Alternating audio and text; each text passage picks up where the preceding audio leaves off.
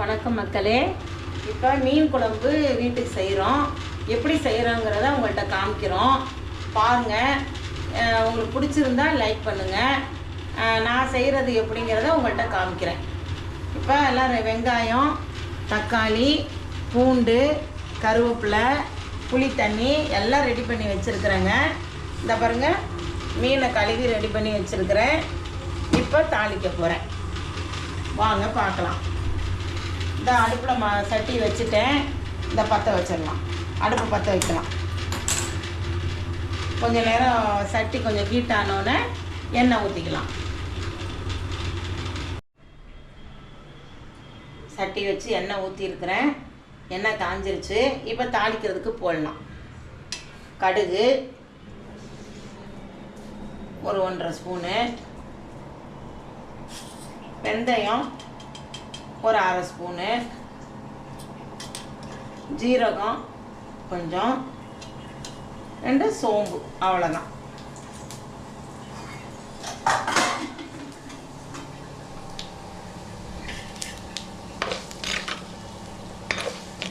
நல்லா பொடிக்கட்டும்.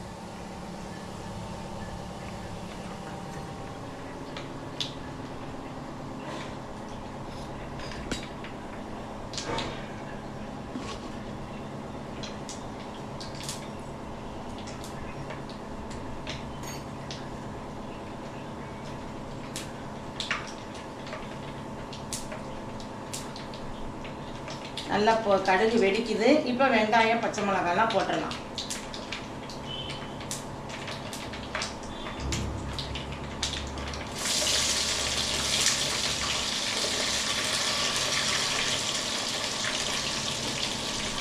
பூண்டையும் போட்டுடலாம்.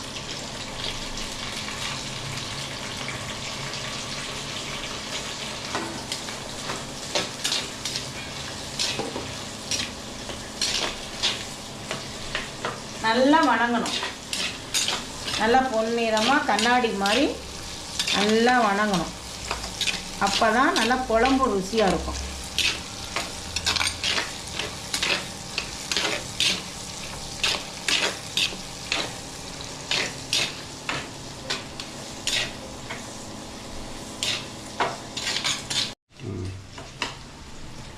நல்லா வேகுது, வெந்துருச்சு.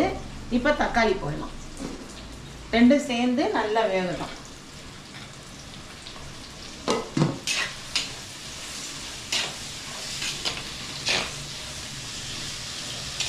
நல்லா வெங்காயமும் தக்காளியும் எண்ணெயிலேயே நல்லா வெந்துச்சுன்னா நல்லாயிருக்கும்.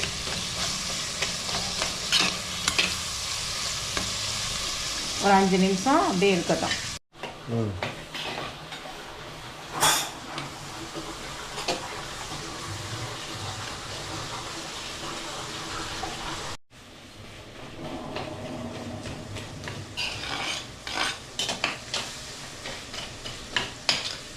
நல்லா வெங்காயமும் தக்காளியும் நல்லா வதங்கிடுச்சு. இப்போ நம்ம மசாலா பொருள் போட்டுக்கலாம். பாருங்கள், நல்லா வெங்காயம் தக்காளியும் பாருங்கள் எந்த அளவுக்கு நல்லா வெந்துருச்சு பாருங்கள். நல்லா வாசம் வருது. இப்போ நம்ம மசாலா பொருள் சேர்த்துக்கலாம்.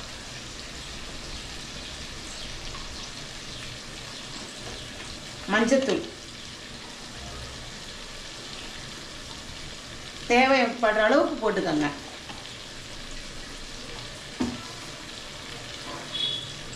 வீட்டிலையே அரைச்சி வச்சுருக்க குழம்பு மிளகாத்தூள் குழம்புக்கு தகுந்த மாதிரி போட்டுக்கலாம். அவங்கவுங்களுக்கு காரத்துக்கு தகுந்த மாதிரி போட்டுக்கலாம். நான் ஒரு 3 ஸ்பூன் போட்டிருக்கேன். 3 ஒரு 4 ஸ்பூன் போட்டிருக்கேன்.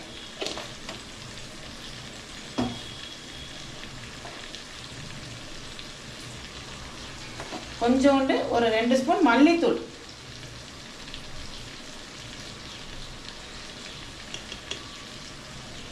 அவ்வளோதான்.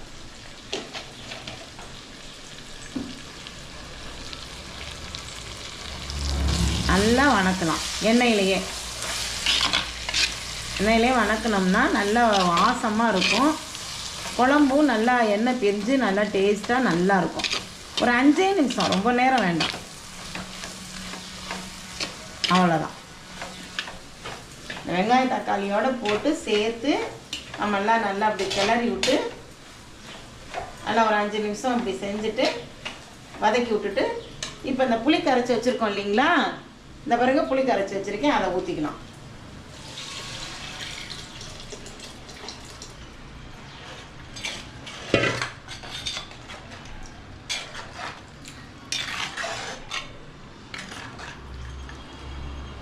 தேவைப்படுற மாதிரி தண்ணி ஊற்றிக்கலாம்.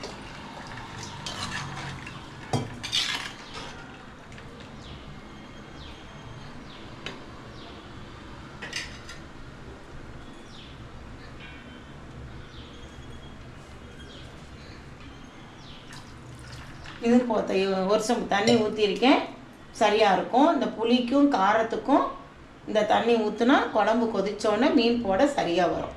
இப்போ உப்பு போட்டுக்கலாம்.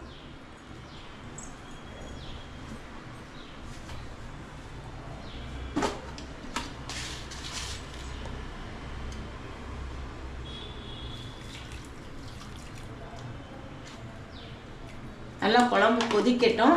நல்லா பச்சை வாசம் போய் குழம்பு கொதிச்சோன்னே மீனை போட்டு ஒரு 10 நிமிஷத்தில் இறக்கிடலாம். குழம்பு கொதிக்கட்டுங்க, பார்க்கலாம். மூடி வச்சிடலாம்.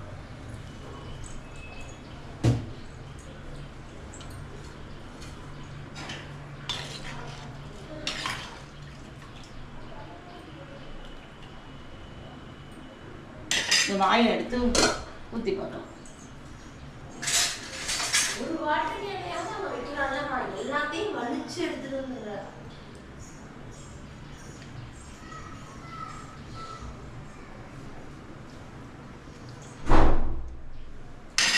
புளிப்பு உரப்பு எல்லாமே கரெக்டாக இருக்குது. இது போதும், கொதிக்கட்டும். குழம்பு நல்லா கொதிச்சிருச்சு பாருங்கள். நல்லா எண்ணெய் பிரிஞ்சு நல்லா வருது பாருங்கள். குழம்பு நல்லா கொதிச்சிருச்சு பாருங்கள். இந்த நேரத்தில் நம்ம மீனை போட்டு ஒரு 10 நிமிஷம் கழித்து இறக்கிடலாம். மீனை போடலாம், ஒன்று ஒன்றா போடலாம்.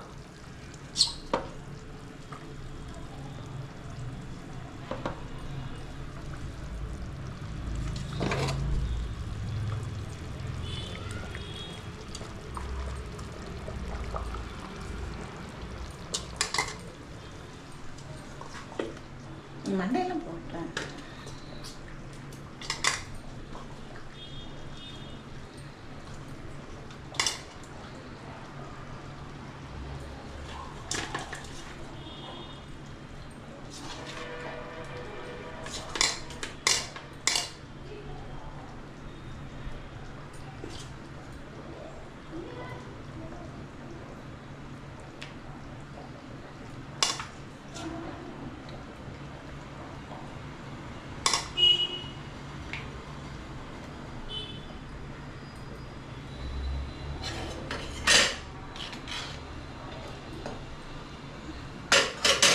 போட்டோம் ஒரு 10 நிமிஷம்.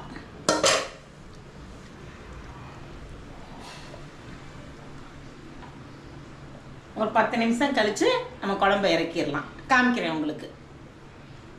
மூடி வச்சிடலாம். மீன் போட்டு 10 நிமிஷம் ஆச்சு. எப்படி இருக்குன்னு பார்க்கலாம்.